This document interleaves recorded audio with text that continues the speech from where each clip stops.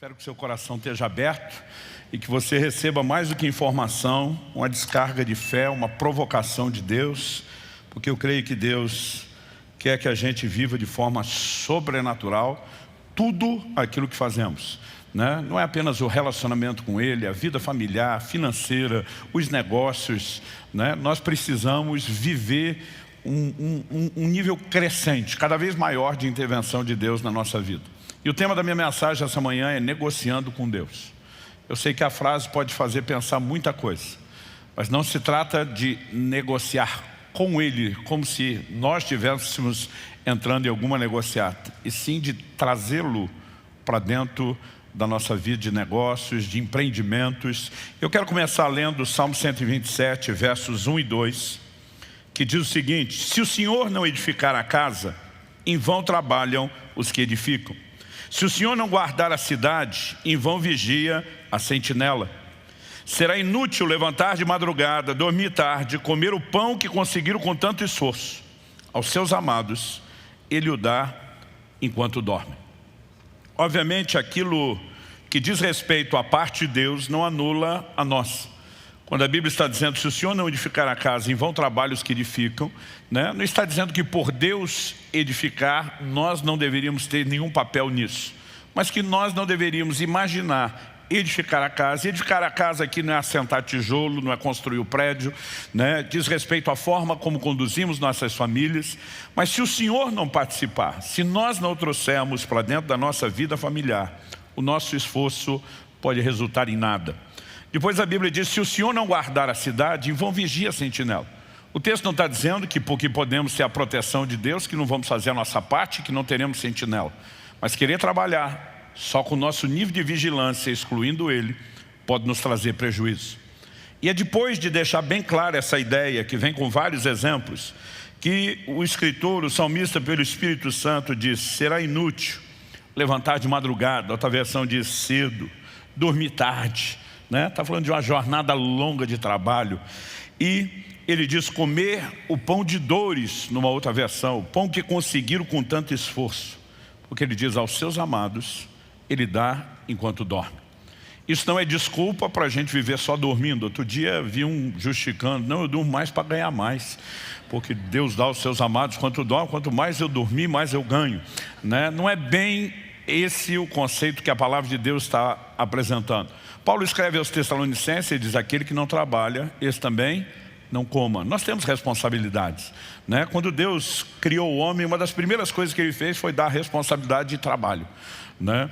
E, aliás, Deus deu ao homem trabalho antes mesmo de lhe dar uma esposa. Alguém disse que é porque Ele sabia o quanto custaria sustentar a dona, mas a verdade é que Deus estava estabelecendo princípios para o funcionamento da nossa vida em todas as áreas. E obviamente eu creio que Deus nos criou para sermos essas máquinas de realizações, né, de produtividade. No entanto, Ele está dizendo, não trabalhe sozinho, não me exclua, me deixa participar. E Deus está dizendo, quando eu participar, o que significa não necessariamente você não fazer a sua parte, mas permitir que eu entre. Eu vou fazer coisas enquanto nem você sequer dá conta de fazer, né? E isso é uma verdade muito importante. Então, em essência, o que eu quero dizer é que o meu esforço, por maior que seja, minha dedicação, meu empenho, por maior que seja, será inútil se eu deixar Deus de fora. E Deus quer em cada área da minha vida, mas em especial nos nossos negócios. E quando falo dos negócios, eu quero falar de todo tipo de empreendimento, né? Eu presido várias associações sem fins lucrativos. A gente não tem o propósito de ter lucro ou ganho pessoal com aquilo, mas são empreendimentos que requerem de nós dedicação, trabalho, gestão, e a gente quer que a roda vire, quer que a coisa funcione. E eu quero deixar aqui tudo o que possa caber dentro dessa declaração para mim e para você. E Deus quer que eu e você possamos reconhecê-lo como não apenas parte, mas a parte determinante do sucesso nos nossos negócios. Em Deuteronômio, no capítulo 8, nos versículos 17 e 18, Deus diz, portanto não pensem, a minha força e o poder do meu braço me conseguiram essas riquezas. Pelo contrário, lembrem-se do Senhor seu Deus, porque é Ele quem lhes dá força para conseguir riquezas, para confirmar a aliança que, sob juramento, prometeu aos pais de vocês, como hoje se vê. Então Deus estava dando advertência: quando vocês entrarem na terra prometida, tiverem prosperado, não diga foi o meu braço, não diga eu sou o cara, não diga eu consegui. Deus está dizendo: você vai se lembrar do Senhor seu Deus, Ele te dá o poder de adquirir riquezas. Ou seja, Deus está dizendo: você não vai chegar lá sozinho, e eu não quero que quando chegar, imagine que conseguiu alguma coisa sem mim. Com essa perspectiva, eu gostaria de tentar chamar a sua atenção para algumas coisas que eu creio ser importantíssimas quando falamos de negociar com Deus. A primeira delas diz respeito, eu quero apresentá-lo na forma de uma pergunta, diz respeito à questão da vontade de Deus. A pergunta é: a vontade de quem deve ser realizada? Porque edificar com Deus, negociar com Deus, não significa eu sair na frente e Deus ter que correr atrás de mim o tempo todo. Porque alguns são mais ou menos assim: eles não oram para tomar uma decisão, eles não buscam a direção de Deus para os planos. Depois que resolveram tudo, sai, aí eles começam a dizer: dá um jeito de abençoar aí, tipo, corra atrás de mim e resolva inclusive as bobagens que eu fizer por não ter consultado o Senhor. E muitas vezes nós já erramos nesse quesito de não buscar a vontade de Deus. Tiago capítulo 4, dos versos 13 a 15 diz o seguinte: vocês que dizem hoje ou amanhã iremos a tal cidade, negociaremos, ganharemos dinheiro, deveriam primeiro dizer: se o Senhor quiser e se vivermos, faremos isso ou aquilo. Então ele está dizendo: antes de um projeto, que obviamente visa o lucro, antes de um projeto que visa a sua prosperidade ser estabelecido, questione qual é a vontade de Deus. E a vontade de Deus nunca diz respeito só aos negócios. Eu vejo pessoas que mudam de cidade por propostas de emprego, e eles avaliaram, e tudo realmente no emprego, no ambiente dos negócios é o melhor. Mas não pararam para se perguntar se vai ser bom para a família, se vão ter uma igreja onde possam criar os filhos, e o resto do pacote parece que assim, se for bom para as finanças, está tudo bem. Nós precisamos aprender a importância de buscar a vontade de Deus. Ontem uma pessoa conversando comigo dizia: pastor, o que o senhor considera uma das coisas assim mais importantes no ministério? Eu falei: eu vou te responder algo que não é só para o ministério, é para a vida. É viver a liderança do Espírito Santo. É andar não só na vontade claramente revelada na Escritura, aquilo que é princípio que já nos foi exposto e revelado, mas aquilo que a gente não sabe. A Bíblia não diz em que cidade eu e você deveremos estabelecer um negócio e ganhar dinheiro, mas diz que a gente deve dizer, se Deus quiser, porque Ele tem planos personalizados. E a única forma de ter acesso a isso é através da oração, rendendo-se à vontade dEle e confiando que o Espírito Santo vai trazer direção e confirmação. Eu tenho aprendido há muito tempo que a prosperidade, ela é determinada pela disposição de obedecer à voz de Deus. Então às vezes as pessoas querem saber: cara, o que você fez para dar certo essa área da sua vida? O que você fez para dar certo nessa questão do ministério? O que você fez naquela? Eu normalmente digo: a gente tem procurado seguir a liderança do Espírito Santo. Porque o que Deus quer que eu faça pode até ter resultados similares ao que uma outra pessoa foi chamada por Deus a fazer, mas não significa que nós vamos ter necessariamente os mesmos processos. E muitas vezes pode parecer confuso alguma direção de Deus. Filipe está no meio de um avivamento em Samaria, está chacoalhando a cidade de uma forma extraordinária. E a Bíblia diz que Deus fala com ele: vai para aquela estrada que está deserta, tipo que não tem ninguém. Não só não está acontecendo nada, mas não tem ninguém. A Bíblia diz que prontamente ele obedece. E quando ele chega lá, realmente não tinha ninguém parado por lá. Mas ele chega no timing correto da passagem de uma pessoa. Ele deixa um avivamento de uma cidade inteira por causa de uma pessoa. Ele ganha aquele etíope para Jesus. E a tradição, esse registro não está na Bíblia, mas a tradição, e há muitos registros antigos, indicam que esse camarada espalhou o evangelho por toda a Etiópia. Aquele que parecia um trabalho pequeno ia determinar o curso não só de uma cidade, mas de uma nação. Muitas vezes nós não sabemos quais são os desdobramentos. E justamente por isso nós temos que confiar em quem sabe e viver a liderança dele. Agora, isso não vale apenas para uma direção ministerial, vale para tudo que nós vamos fazer. Gênesis, no capítulo 26, nos diz, nos versos 1 a 6, sobreveio fome à terra, assim como tinha acontecido nos dias de Abraão. Então Isaac foi a Gerar encontrar-se com Abimeleque, rei dos filisteus. O Senhor apareceu a Isaac e lhe disse: não desça ao Egito, mas fique na terra que eu lhe indicar. Habite nela e serei com você e o abençoarei. porque a você e a sua descendência darei todas essas terras e confirmarei o juramento que fiz a Abraão, seu pai. Multiplicarei a sua descendência como as estrelas do céu e a ela darei todas essas terras. Na sua descendência serão benditas todas as nações da terra, porque Abraão obedeceu a minha palavra e guardou os meus mandamentos, os meus preceitos, os meus estatutos e as minhas leis. A Bíblia diz, Isaac, pois, ficou em Gerar. Era o conselho que toda a consultoria da época daria? Não. Mas quando Deus dá uma direção, a gente obedece. Resultado, versos 12 e 13 de Gênesis 26 diz, Isaac semeou naquela terra e no mesmo ano recolheu 100 por 1, 100 vezes mais, porque o Senhor o abençoava. Ele enriqueceu, continuou prosperando e ficou riquíssimo. Eu e você precisamos entender que eu com Deus é diferente de Deus comigo. Você com Deus é diferente só Deus com você. Não é você que sai na frente liderando e Deus é o seu mero sócio ajudante que corre atrás dizendo, estou aqui para fazer tudo aquilo que você determinar. Mas quando nós entendemos que nessa parceria Deus é não só o sócio majoritário, mas o Senhor das nossas vidas, e permitimos que Ele nos direcione, não só por meio de se render a essa vontade personalizada, mas de não nos dobrarmos diante daquilo que é princípio que não pode ser negociado. Então, por exemplo, em Lucas, no capítulo 3, verso 14, Jesus nos sinaliza, a verdade, aqui nós temos uma pregação que antecede a chegada e o ministério de Cristo. Nós temos João Batista pregando, o Evangelho, preparando o caminho do Senhor. E a Bíblia diz que os soldados, verso 14, perguntaram a ele, e nós, o que devemos fazer? Porque várias orientações práticas estavam sendo dadas às pessoas. Os publicanos chegam para ele, e aí? Ele diz, não cobre mais do que o estipulado. Em outras palavras, não permita extorsão no seu negócio. Os soldados perguntaram, e nós, o que devemos fazer? Verso 14, ele diz, não sejam prepotentes.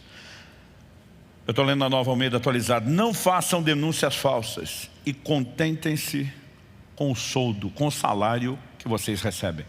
Nós precisamos entender que há princípios que já foram estabelecidos e não podem ser negociados. Alguns de nós estamos tentando edificar alguns negócios com práticas ilícitas, querendo que Deus abençoe aquilo que Ele mesmo proibiu.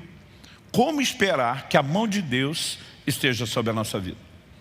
A Bíblia diz no Evangelho de Marcos, de um momento, e isso é algo singular, meio fora do curso normal da narrativa bíblica, mas a Bíblia fala de um endemoniado gadareno. Estava possesso de uma legião de demônios. E que na hora de sair os demônios pedem uma permissão a Jesus. Estava no poder dele dizer sim ou não. Ele diz, nos permite entrar na manada de porcos? E eram milhares de porcos. E o Senhor Jesus disse sim. E a Bíblia diz que por conta do que aconteceu, eles precipitaram-se em relação ao mar e a manada toda de porcos morreu. Eu muitas vezes ficava chocado lendo isso. Dizia, Jesus, o Senhor não tinha amor pelos bichinhos que o Senhor criou, não? Não estamos falando de um, de dois.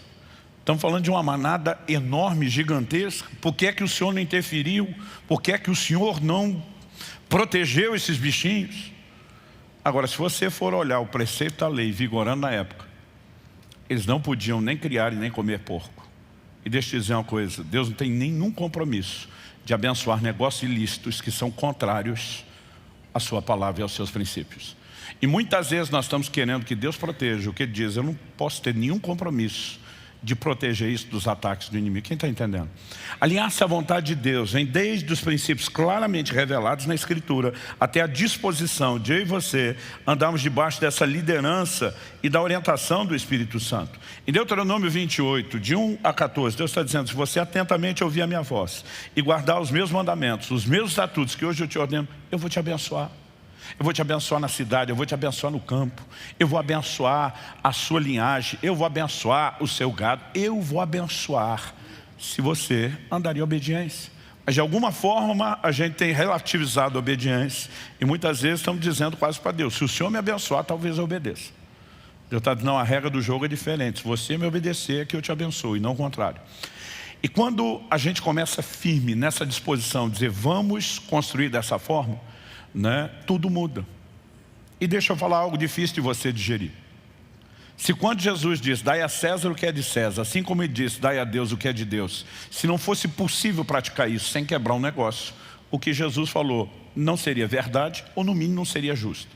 E se alguma coisa do que ele falou, uma só, qualquer, não pudesse ser levada ao pé da letra, por que é que o resto seria? Se alguma parte do que ele falou não é digna de confiança ou credibilidade, ou vai ser colocada em xeque, ou a gente diz, não, valia para aquela época, mas não para hoje, por que é que o resto vale? A verdade é que eu e você vamos precisar de um nível de fé, de que andar debaixo da palavra e da vontade de Deus nos permite viver de forma extraordinária, sobrenatural, e a intervenção de Deus. Quem está entendendo, diga amém. Segundo lugar, outra pergunta, o propósito de quem deve ser alcançado? Pastor, o propósito e a vontade não é a mesma coisa? Não. Eles muitas vezes se mesclam, se misturam nesse trajeto, mas é muito importante que a gente entenda a vontade como um plano previamente estabelecido. E no meio desse processo, onde todos nós vivemos em sujeição ao governo de Deus, ao seu senhorio, Deus tem aquilo que nós vamos chamar de um plano personalizado. E o propósito dele na vida de um não é necessariamente igual àquilo que ele tem na vida de outro. E nós não podemos viver nos comparando.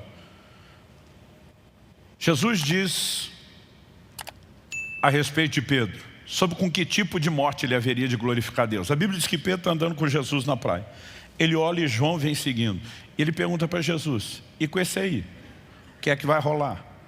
Jesus olha para ele e diz, eu quero que ele permaneça até que eu venha. Isso lá é da sua conta, Pedro. Pastor, na minha Bíblia não está desse jeito, não é da sua conta, ok. Né? O Jesus diz, o que te importa? O que te importa? Ele diz, isso é entre eu e ele. Com você eu tenho um projeto, com ele eu tenho outro projeto. Os projetos não são iguais e não se comparem. É o que eu e você precisamos entender de uma maneira muito específica, esse aspecto personalizado. Então, eu creio de todo o meu coração, daqui a pouco eu quero definir um pouco o significado de prosperidade. Mas eu creio de todo o meu coração que Deus quer nos fazer prosperar. E antes de chegar na definição, eu quero também te adiantar o seguinte, mas a bênção flui quando nós estamos dentro do propósito de Deus. Em Gênesis 28, no verso 15, Deus diz para Jacó, quando ele está lá em Betel, depois da visão que ele tem da escada que liga a terra e céus, Deus diz, eis que estou com você e o guardarei por onde quer que você for. Farei com que você volte para essa terra, porque não o abandonarei até que eu cumpra aquilo que lhe prometi. O que eu acho curioso é que Deus falou essa frase primeiro. Lá na frente, na hora de voltar para Canaã, de Padã Arã para Canaã, você vai ver Jacó lutando com o anjo do Senhor, que é uma teofania, uma manifestação de Deus, e ele diz assim, não te deixarei enquanto me abençoares. Eu brinco, se eu estivesse no lugar de Deus, eu ia dizer, essa fala é minha, e eu falei primeiro. Porque Deus já tinha dito isso para ele. Eu não vou te abandonar até que eu cumpra aquilo que eu te prometi. Deus está dizendo, eu não te deixo até que o propósito se cumpra. Você pode confiar nisso. De alguma forma, ele está dizendo o seguinte, eu que não largo você enquanto o Senhor não me abençoar. E eu e você precisamos entender que a bênção, muitas vezes na nossa percepção, é apenas garantir um bem-estar pessoal. Na percepção de Deus, eu vou cumprir um propósito que terá como efeito colateral essa bênçãozinha menor que você está imaginando. Mas normalmente o que Deus está fazendo é sempre maior. E eu e você precisamos questionar o propósito. Porque muitas vezes o meu e o seu propósito, por falta de percepção, por falta de capacidade, né, por limitação, ele é raso. Mas quando eu e você sintonizamos com o de Deus, a coisa começa a ficar diferente. Gente, muitas vezes nós ficamos olhando para pessoas prosperar, a gente pensa, puxa, o cara escolheu a área certa do negócio, eu escolhi errado.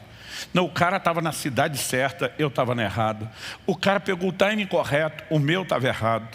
Mas deixa eu dizer para você, quando eu olho para José, vendido pelos seus irmãos, entra no Egito como escravo. Na casa de Potifar, a Bíblia diz que Deus o fez prosperar.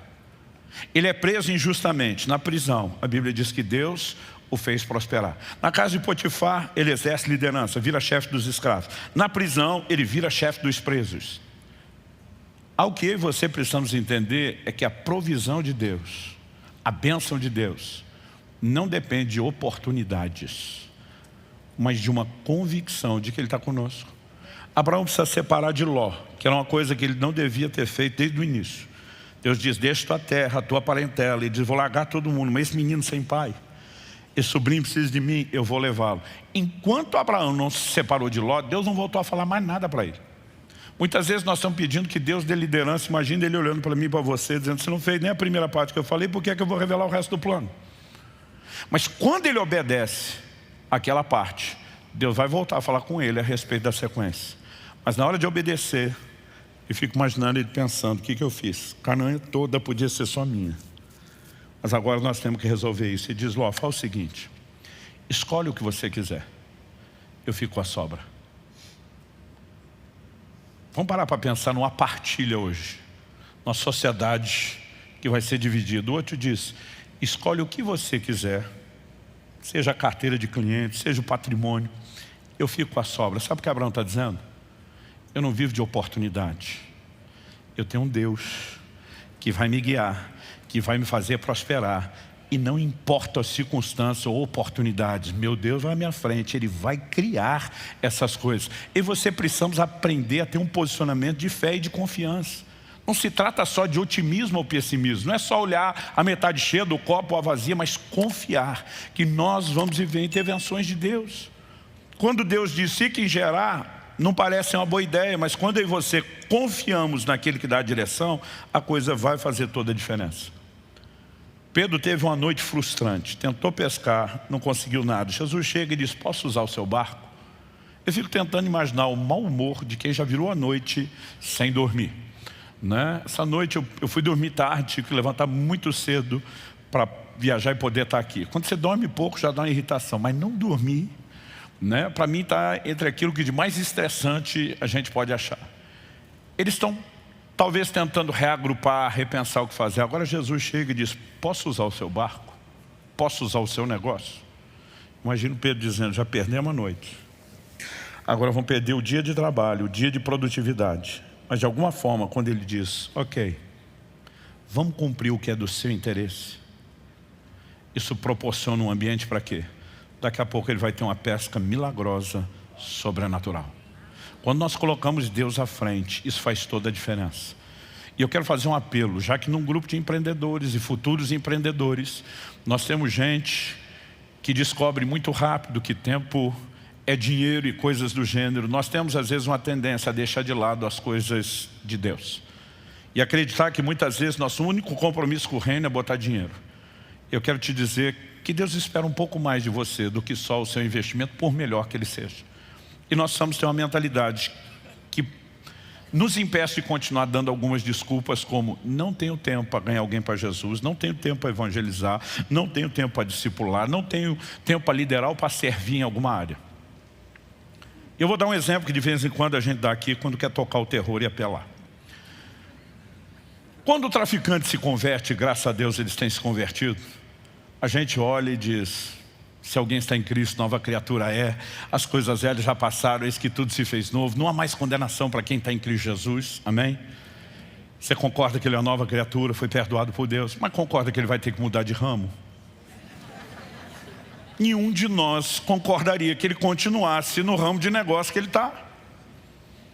E por quê? Porque o reino de Deus exige algumas adequações. Isso não vai ser discutido. Quando a garota de programa se converte, graças a Deus elas têm se convertido, nós vamos dizer a mesma coisa. Se alguém está em Cristo, nova criatura é, as coisas velhas já passaram, eis que tudo se fez novo. Não há mais condenação para quem está em Cristo Jesus, mas você também concorda que ela vai ter que mudar de prestação de serviço? Nenhum de nós vai discutir isso. Porque para nós é claro, você agora entrou no reino de Deus e tem que se adequar aos padrões do reino. Agora, minha pergunta aos muitos empreendedores, que em 3 décadas de pastorado estão entre o grupo, que eu mais ouço dizer que não tem tempo para as coisas de Deus, é por que eles têm que se adequar ao reino de Deus e você não? Qual é a diferença? Eu não tenho tempo, então vai ter que arrumar um jeito de ter tempo e confiar que esse tempo que a gente cede por propósito nunca é perdido. Ele normalmente catapulta manifestações sobrenaturais, intervenções que vão fazer toda a diferença. Se nós não nos aliamos ao propósito, não adianta só entender de gestão, de como conduzir um negócio, você vai viver na margem de probabilidade estatística de qualquer ímpio. Mas se eu e você queremos viver o sobrenatural, negociando com Deus, nós vamos ter que trazer Deus para dentro. que a motivação do negócio é o lucro. E já descobriram isso mesmo fora do sistema capitalista, que não há uma motivação que torne funcional o mercado que não seja o lucro. E mesmo na Bíblia nós vamos ver textos que falam a respeito disso. Por exemplo, quando Jesus está falando das coisas concernentes ao reino, ele usa esses exemplos.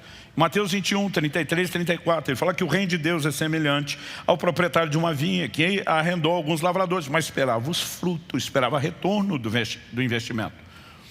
Em Mateus, no capítulo 25, no verso 27, quando nós temos a parábola dos talentos, aquele que foi infiel, o Senhor diz: você deveria ter entregado o meu dinheiro aos banqueiros e ao voltar eu receberia com juros. Ele está dizendo: não quero dinheiro parado, que não produza, que não trabalhe, que não gere rendimento. Em toda a percepção de negócio, a motivação, é o lucro. Agora, eu e você precisamos nos questionar.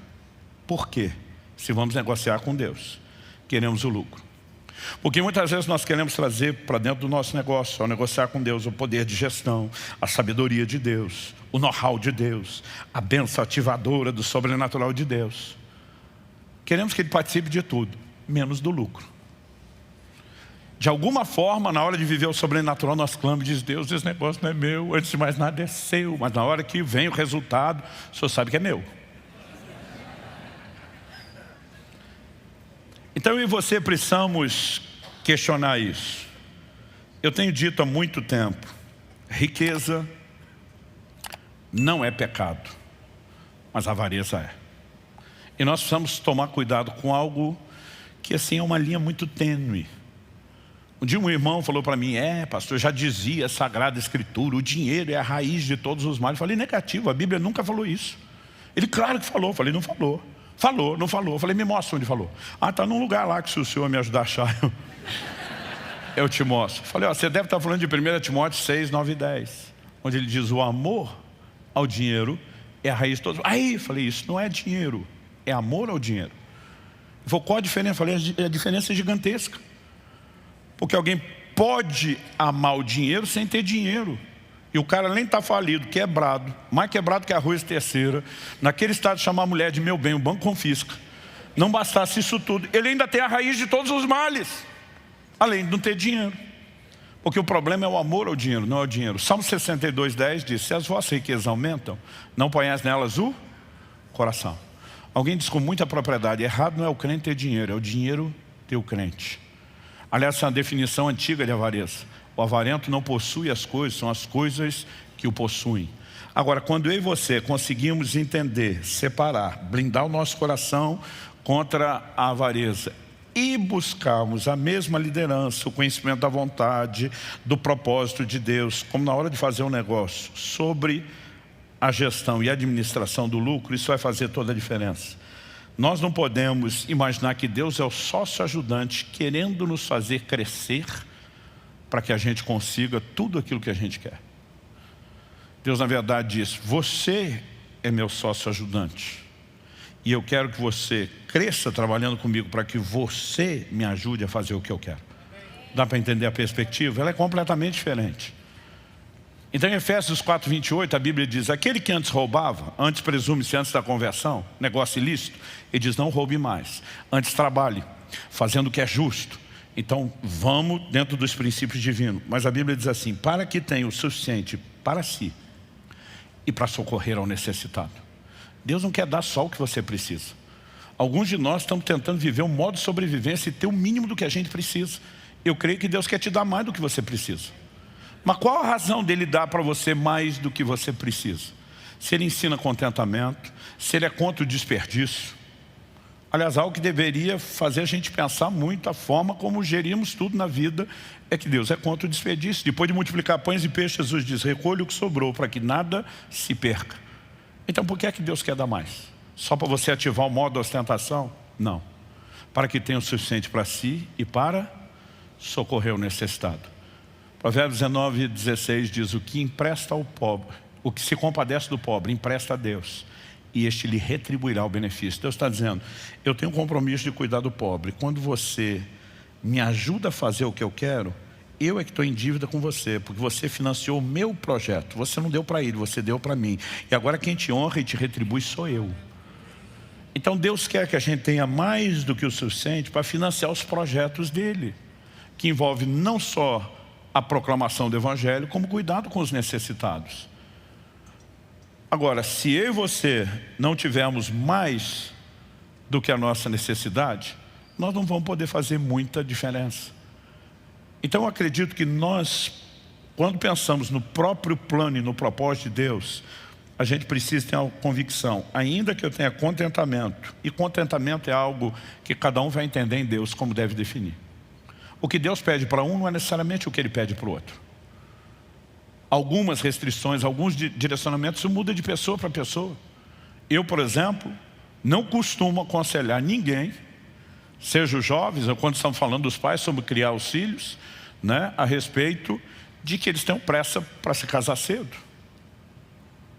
Mas meus filhos se casaram cedo, já estou antecipando, está praticamente um mês para o casamento da minha filha, né? Então, tem coisas que normalmente você diz, olha, vá com calma, vá tranquilo, não tenha pressa, não é o padrão. Mas às vezes você pode estar debaixo de um entendimento de que Deus quer conduzir as coisas diferentes. Eu, por exemplo, com todo mundo que eu converso, eu digo, meu amigo, em vez de passar uma vida desperdiçando esse dinheiro do aluguel, vá pagando a sua casa por anos. Todas as vezes o que eu queria fazer, aquilo que eu orientava aos outros, o Espírito Santo dizia, não. Nós vamos jogar esse jogo diferente. Na hora certa, eu vou fazer por você do meu jeito. Quando ele diz, fique em gerar, pode estar na contramão do que todo mundo aconselha, você sabe que vai funcionar. Mas com essa capacidade de separar o que Deus tem de forma diferente, nós precisamos entender aqui também a questão do contentamento. Então tem coisas que Deus veda para um que não veda para outro. Eu, por exemplo, no início do meu ministério, Deus disse, eu não quero que você ganhe nada com seus livros. De vez em quando eu ouço alguém falando, está certo, pastor, errado é quem ganha. Eu digo, errado nada, o trabalhador é digno do seu salário. Não é porque Deus, por alguma razão, me pediu isso, que virou proibido para todo mundo. E a gente tem essa mania, né, de estabelecer o tempo todo padrões de comparação. Eu volto lá na questão de entender o propósito de Deus. A medida de contentamento, ela pode mudar de um para o outro, inclusive aquilo que Deus pede de nós. Mas que uma hora aquele teto tem que ser alcançado, tem. O que a gente não pode é viver sem medida de contentamento. Eu sempre falei para todo mundo, eu não faço a menor questão de ter uma casa na praia. Todo dia alguém falou, o senhor não gosta de praia? Eu falei, não, eu uso a sua. Alguém tem que ter casa na praia para eu usar. Eu não faço questão nenhuma de ter a minha, né? Então, eu e você precisamos entender aonde Deus quer nos levar. Mas qualquer que seja essa medida, Paulo diz que Deus dá pão ao que semeia, pão para alimento e semente ao que semeia, segundo aos Coríntios 9:10. Então uma parte do que eu e você ganhamos é pão. Deus está dizendo, isso aí você tem direito de comer, é a sua cota. E o resto, semente, Deus diz, essa é a minha parte, e você não vai ficar com aquilo que é minha parte no negócio. Quem está entendendo? Quando a gente começa a ter esse nível de percepção, a gente vai para o lugar certo e entender o que é prosperidade. Prosperidade não deveria fazer de mim e de você algo semelhante ao leito de a uma represa, que simplesmente vai acumulando, acumulando, acumulando. Aliás, se a Bíblia não fala contra a riqueza, ela fala contra acúmulo. Não acumuleis. Prosperidade, no entendimento bíblico, deveria ser fazer de mim e de você algo semelhante ao leito de um rio. Água entra, água sai. Nunca para de entrar, nunca para de sair. Quem está entendendo? E quando nós falamos sobre essa questão de propósito, eu acredito que é uma das coisas que nos permite viver o sobrenatural. Nos meus primeiros anos como pastor, morava ainda em Guarapuava, aqui mesmo no interior. E eu me lembro de um dia que eu estava conversando com um irmão, e era simplesmente curiosidade. Eu falei, cara, você é um engenheiro agrônomo, trabalha com plantio, como que funciona a gestão de produtividade? E ele começou a me mostrar o tipo de programa que ele tinha, o que não, o que controlava, o que não. Desde em cada área do plantio, eles controlam a quantidade de chuva, o tipo de insumo que se coloca, se a terra tem necessidade de alguma reposição, como calcário, e ele está lá me explicando. Ele falou, com isso, a gente vai conseguindo mapear pelos resultados o que faltou, o que ajudou, e nós vamos mudando. Ele falou assim, e ano após ano a gente consegue ir subindo produtividade. Eu lembro que naquela hora me deu um impulso do Espírito Santo. Eu falei, você tem alguma meta? Ele falou, tenho. Ele falou, minha meta é tanto Eu não me lembro agora se era por alqueire ou por hectare, mas esse nível de produtividade. Falei, você alguma vez já chegou lá? Ele falou, ainda não, nem nas melhores áreas, mas todos os anos nós estamos crescendo. E é possível que daqui a alguns bons anos a gente consiga bater essa meta. Na hora que ele falou isso, o Espírito Santo falou comigo, pergunta para ele qual é a pior área de todas. Eu falei para ele, qual é no seu mapeamento a pior área? Ele falou, essa aqui. Eu falei, por quê? Ele falou, meu amigo, todos os técnicos têm dificuldade de chegar a uma conclusão, um consenso. Porque tecnicamente ela é uma área mais perto d'água, que deveria ter um solo melhor. Outros dizem que pela baixada pode ter o efeito de erosão. E ele começou a dar N explicações, ele falou, enfim, essa aqui é a pior área. Eu falei para ele, quanto tempo nós estamos daqui lá? Ele falou, pastor, pelo menos uns 40 minutos. Ele falou, você tem tempo? Eu falei para ele, você tem tempo? Ele falou, falei, para ir lá e voltar. Ele falou, por quê? Eu falei, eu quero orar naquela área. Ele falou, bora. Eu acho que ele já percebeu alguma coisa fora do comum. A gente nunca tinha tido uma conversa como essa. E quando nós estávamos chegando, eu falei, antes de eu orar, deixa eu te dizer qual é o acordo. Porque se você não aceitar o acordo, eu não oro. Aí ele falou, ok, qual é o acordo? Eu falei, sabe aquela meta que você nunca alcançou no resto da produtividade? Ele falou, sei. Eu falei, eu vou orar para que essa pior área passe a meta. Então, não tem como você não ver que vai ser Deus. Porque aquilo que você não conseguiu na boa, vai acontecer na ruim. Agora, o que passar do seu alvo é de Deus.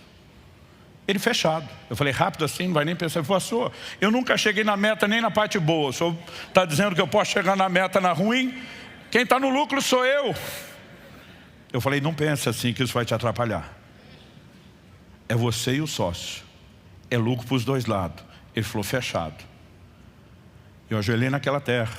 Eu fiz uma oração. E naquela colheita, aquela área estourou aquele recorde que nunca tinha alcançado em lugar nenhum. Alguém falou para mim, pastor, porque não orou na fazenda inteira. A direção de Deus era aquilo, eu creio que era muito mais uma lição. E eu não estou dizendo que isso tem que acontecer o tempo todo em toda a colheita, mas eu quero tomar isso como exemplo e te dizer, eu e você precisamos aprender a entrar num lugar onde a gente começa a dizer, Senhor, mais do que aquela parte do lucro que me interessa, como um sócio ajudante seu para incrementar os seus interesses e financiar os seus projetos, o que é que nós podemos fazer junto? Como que nós podemos romper? Como nós podemos ir além? Quando nós estávamos na fase de reforma do prédio, depois de desfazer de tudo que eu tinha, chegar até o limite, não ter mais nada para ajudar isso aqui, eu comecei a orar. E falei, o Senhor é o Deus que fez render aquela fazenda, aquela parte ruim, extrapolar o recorde, me dá condições de ganhar dinheiro. Me dá alguma ideia, me dá alguma coisa que eu nunca tive, né? A capacidade de gerar recursos para que eu possa colocar mais. Eu quero pôr mais, eu não quero parar aqui. Enquanto eu orava por isso, não foi no primeiro dia, não foi na primeira semana, não foi no primeiro mês, mas eu fiquei insistindo. Eu lembro do dia onde o Espírito Santo falou de um projeto antigo que eu tinha. E ele sempre me dizia, não é a hora. E ele me disse, chegou a hora. Comece a gravar os cursos online. Ele diz, diferente dos livros, eu estou te dando isso, esse dinheiro é seu, você faz o que você quiser. Eu falei, é tudo que eu preciso, que o Senhor me dê uma fonte de renda e que o Senhor me dê condições. Esses cursos que nós começamos a disponibilizar em 2017, nesse momento, eu não sei dizer quantos alunos já passaram, o último dado que eu tinha, nós estávamos já com 100 e tantos mil alunos na nossa base, gerando recursos, e a grande maioria disso veio, o que não veio para cá, a minoria tem financiado outros projetos e muitas outras igrejas e interesses do reino. Eu e você podemos viver formas que nós nunca imaginamos, debaixo de uma direção ou de uma intervenção de Deus, de gerar recursos que vão além das nossas necessidades, para que a gente possa transbordar. Que a gente possa ter um coração inclinado ao necessitado, assim como, em primeiro lugar, né, proclamando o Evangelho, mas quando nós vamos criando o alinhamento da vontade e do propósito. Em terceiro e último lugar, para terminar, eu quero te dizer, nós podemos experimentar o sobrenatural. A gente imagina a pesca de Pedro como um milagre aleatório. Gente, Pedro era o quê? Pescador. Jesus o fez prosperar no seu negócio. E quando eu e você paramos para pensar nisso, eu não consigo simplesmente olhar e dizer, não tem nada aqui que possa nos inspirar. Em outro momento, Mateus no capítulo 17, de 24 a 27, a Bíblia diz que abordaram Pedro questionando: o seu mestre não paga um imposto? Estava em questão ali, era o imposto do templo. Pedro diz, paga. Claro que Jesus paga. E ele simplesmente vai para casa pensando, e agora? O que é que eu falo para Jesus? Que os credores estão no pé dele. Não estou falando que Jesus não tinha compromisso com as dívidas, eles provavelmente tinham acabado de chegar de viagem e tinha algo para ser honrado. Quando Pedro entra, Jesus se antecipa. Ele faz uma pergunta, e aí? Quem que deveria ser cobrado a respeito dos impostos? Essa pergunta de Mateus 17, Jesus está discutindo a legitimidade dos impostos. E há muitos tipos de explicação, né, para quando Jesus pergunta para ele, de quem os reis da terra cobram os tributos? E ele pergunta, dos sírios ou dos estranhos? Pedro responde, dos estranhos. Jesus diz, logo os sírios estão isentos. Há N probabilidades de explicação por que Jesus falou isso. Alguns estão querendo dizer que ele, como era da linhagem de Davi, da linhagem real, né, era isento. Eu não sei qual era o motivo, mas de qualquer forma, se é esse ou se outros possíveis, que eu não quero que a gente entre em digressão aqui, em outra direção, Jesus diz, mas para que não os escandalizemos, independente de estar ou não certo, eles vão pagar esse imposto? E ele diz para Pedro, vá ao mar, jogue um anzol. A maior parte do tempo Pedro não pescava com anzol, pescava com rede. Mas eu disse, jogue o anzol, porque é para pegar um, não é vários. Pega o primeiro peixe que fisgar, e quando você abrir a boca do peixe, você vai encontrar uma moeda. Pedro vai lá, um tiro certeiro. Eu não sei quantos pescadores temos aqui, mas eu nunca vi alguém dizer que pescou um peixe com moeda ou qualquer outro tipo de coisa de valor dentro. Agora, o Senhor está dizendo, vai lá, naquele monte de água, com aquele monte de peixe, e simplesmente só obedeça e joga. Você não vai pegar o peixe, eu vou trazer o peixe no seu anzol. Dentro do peixe tem a provisão. E Pedro foi lá, pescou, tirou a moeda. Só que Jesus diz assim, pega essa moeda e entrega aos cobradores para pagar o meu imposto e o seu. Sabe o que ele está dizendo? Pedro, você está preocupado com os meus interesses? Eu também me preocupo com os seus. Nós vamos resolver o problema de nós dois, o meu e o seu. Negociar com Deus nos permite não apenas participar do propósito dele, mas participar dos lucros, dos benefícios, obviamente sem se apropriar disso. Mas quando eu olho para essa intervenção, e é mais uma de muitos exemplos sobrenaturais, o que é que me chama a atenção aqui? Que Deus tem solução para o nosso problema, e não só explicação. Inclusive, muitos de nós estamos precisando de um desafio de fé para pagar impostos maior do que o de Pedro, mas entender que a provisão sobrenatural, ela também pode se manifestar por vias naturais. Deus mandou Pedro pescar porque é o que ele sabia fazer. Ele diz, vou usar a sua expertise, eu vou usar o seu negócio, eu vou interferir em seu favor nessa área específica. E aí não resolve só o problema de Jesus, resolve o de Pedro, não é só o de Pedro, é o de Jesus. E esse pacote, eu não sei você, mas eu acho fascinante. Segundo Reis, capítulo 6, fala que os filhos dos profetas reconhecem que o lugar, aí estamos falando de ministério, era pequeno. Eles entram num projeto de ampliação. E quando vão lá cortar a árvore, um deles estava cortando, e a Bíblia diz que o machado escapou do cabo e caiu dentro d'água. O cara entra em desespero, o machado era emprestado. O que é que eu vou fazer? Muitas vezes eu e você ficamos imaginando o que é importante e o que não é para Deus intervir e operar milagre. Quando eu e você deveríamos acreditar que Deus não faz um milagre porque o machado é importante, mas porque nós somos importantes. A necessidade não era do machado, era da pessoa que pegou emprestado, não teria como devolver e não teria como continuar a produtividade. Eu quero falar algo que eu creio que tem um peso profético nessa manhã. Eu creio, e creio de todo o coração, que Deus quer levar alguns de vocês a recuperar uma produtividade que tem sido perdida.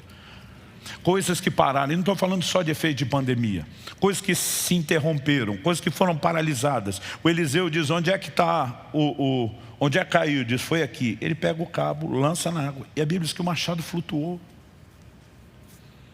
Gente, na minha cabeça era mais fácil de eu dizer: vou abençoar a sua apneia, você mergulhar até conseguir achar e você trazer de volta. Um machado flutuar faz sentido para você? Irmão, milagre nunca faz sentido. Milagre é milagre. E se fizesse sentido, não era milagre. Mas nós podemos viver intervenções sobrenaturais. E eu creio que nós estamos nos aproximando de um tempo onde Deus quer despertar o nosso coração, a nossa fé, nos levar a um lugar de alinhamento e dizer: eu não vou apenas aumentar a minha parte do lucro enquanto sócio dele. Eu quero ajudá-lo a aumentar dele e cuidar dos interesses dele. Eu também vou ser beneficiado, mas vou ser beneficiado com o coração alinhado ao dele, agindo da forma correta, entendendo quais são meus limites e não só preocupado em não avançar no que é dele, mas usar e administrar bem aquilo que é dele. Agora, a pergunta a ser feita é: se é possível a semelhança de Isaac, colher em tempos de crise, será que eu e você vamos só sentar, chorar e reclamar que nós estamos num momento econômico de pós-pandemia, que tem uma guerra ou possíveis outras afetando o cenário, ou que as eleições não aconteceram do jeito que nós esperamos, então agora é só esperar o pior? Eu e você podemos trabalhar com toda a previsibilidade humana necessária, mas eu e você podemos entender que nós podemos viver resultados que ninguém mais tem, porque eles não têm o sócio que eu e você temos, porque eles não entenderam a bênção, o privilégio, a honra, a alegria que é de negociar com Deus. E eu quero terminar fazendo duas coisas. Em primeiro é provocar a sua fé e a sua resposta a esse lugar. Se Deus abençoou um Potifar, gente, que era um senhor ímpio, por amor a José, que está lá só como escravo trabalhando, você já parou para pensar o que ele não pode fazer pelo negócio de José? Eu não sei você, mas minha fé fica empolgada. Se o ímpio para quem nós trabalhamos pode prosperar por causa de nós, e quando nós, com o mesmo coração e disposição, estamos dedicando a servir ao Senhor, por que não podemos viver intervenções extraordinárias?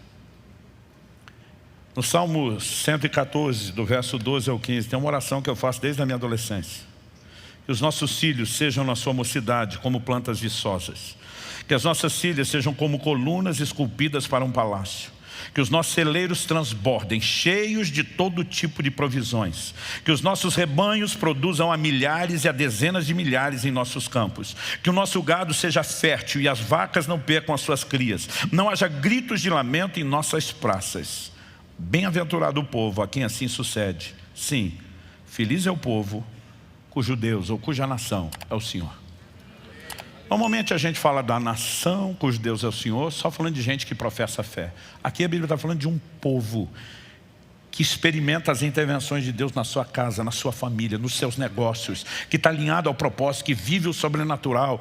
E ele vai dizer: feliz é a nação cujo Deus é o Senhor. É quando Deus é o sócio para valer, e está presente, e participa, e faz diferença. Mas não é algo que a gente apenas professa nominalmente.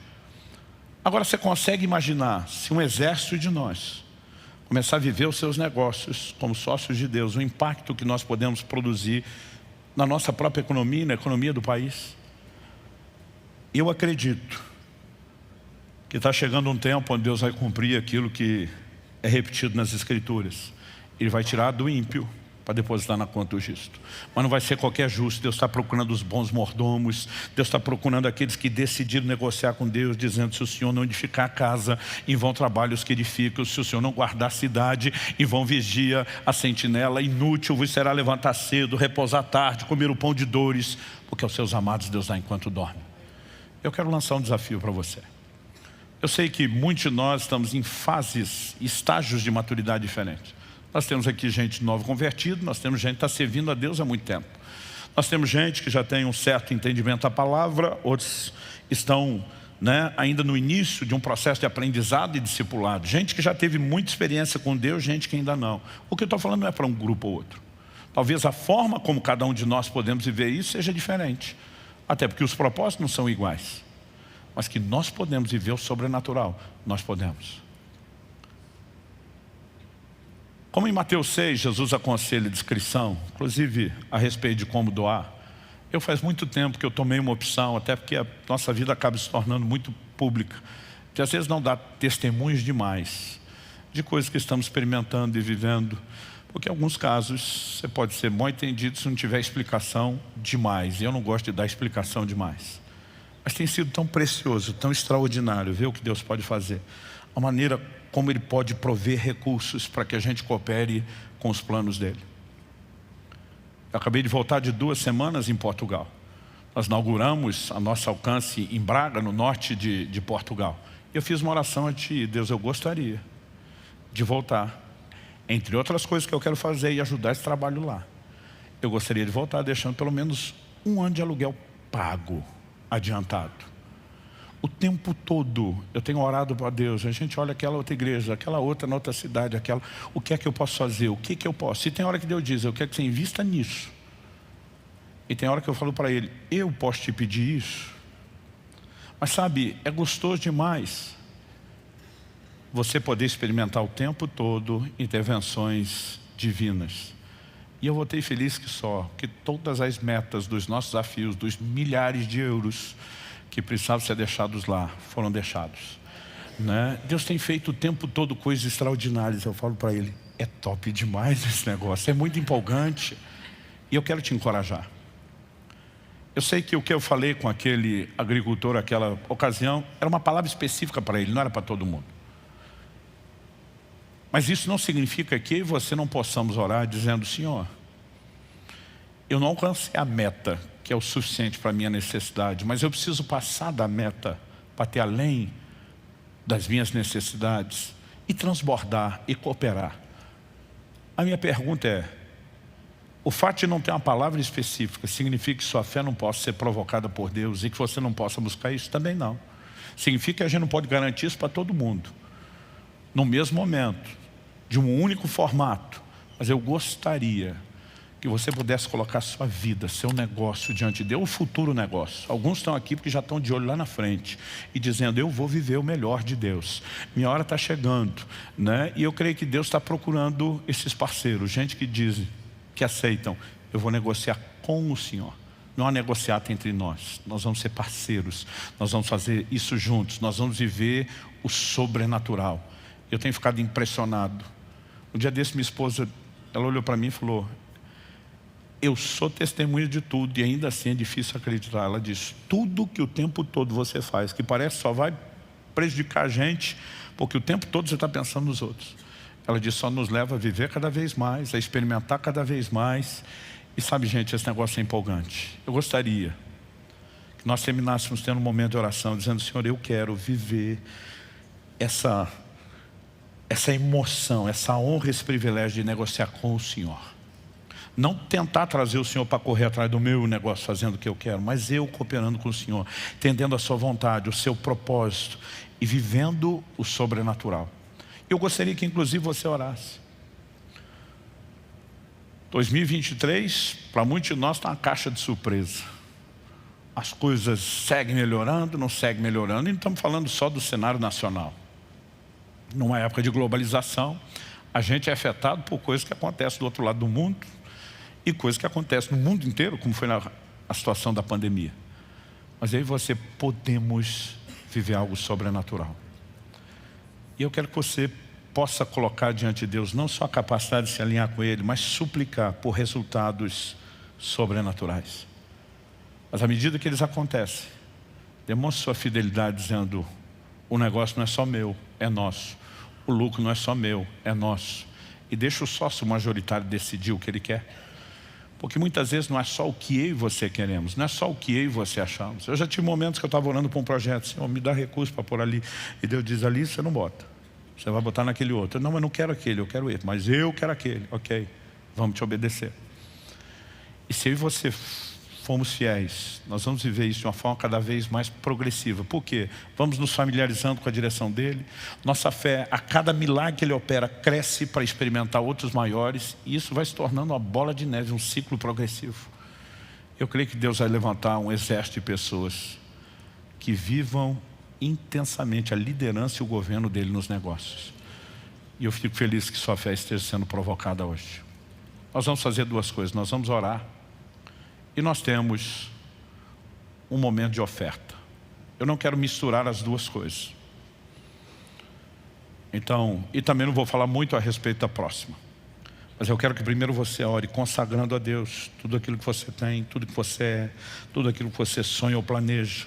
Talvez você esteja numa hora de uma decisão séria, importante, e vai ter que dizer primeiro se o Senhor quiser, vai ter que começar por essa parte, vai ter que alinhar a questão do propósito. Mas eu quero que você ore dizendo: Senhor, eu quero experimentar o sobrenatural. A Bíblia diz que Deus não faz acepção de pessoas. Cada vez que eu vejo alguém dando testemunho de algo que ainda não vivi, eu falo para Deus: também quero. Também quero.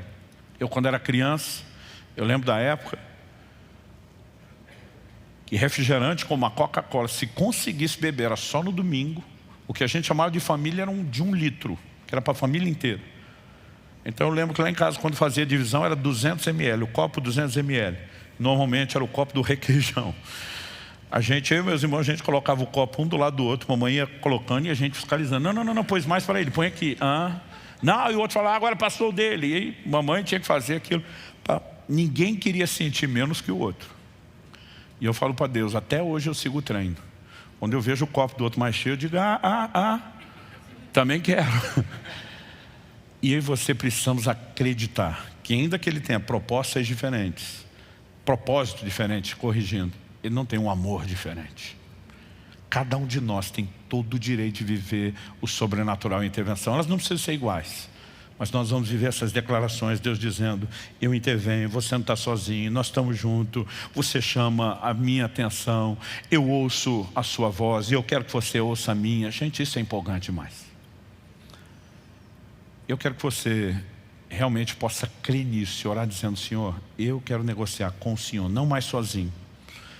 Por melhor que eu seja, mas com o Senhor.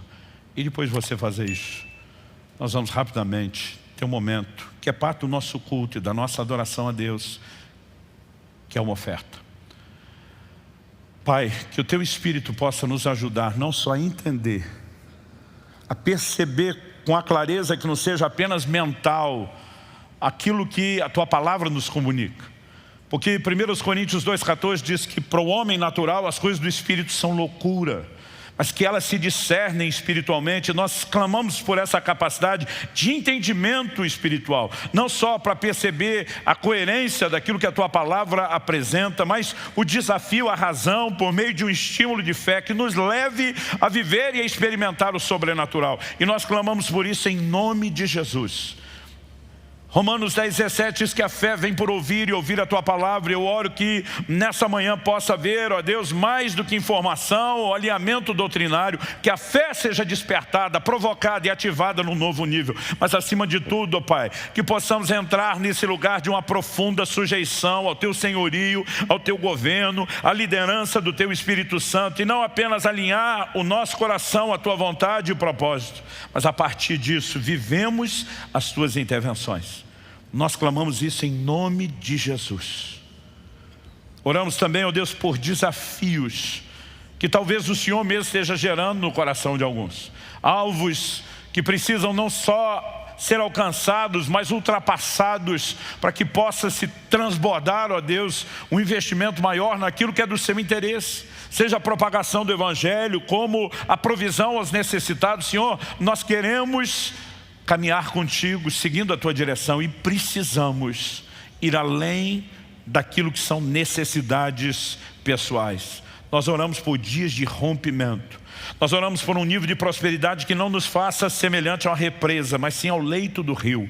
Que não haja acúmulo, mas que o tempo todo haja recursos entrando e saindo, sem parar de entrar e nem parar de sair, para que dessa forma possamos cumprir a Tua vontade. Eu oro que nesse momento o Teu Espírito possa gerar aqueles desafios, aqueles estímulos que talvez sejam personalizados, a respeito de determinados alvos que podem ser gerados ou alcançados em oração, para que se faça mais para com o Senhor.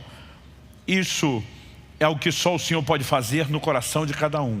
Mas nós oramos, seja aqui ou a partir desse momento, que haja sensibilidade à Tua liderança e à Tua voz, em nome de Jesus. Se você crê e concorda, diga amém. Se você recebe essa palavra, diga: eu recebo, em nome de Jesus.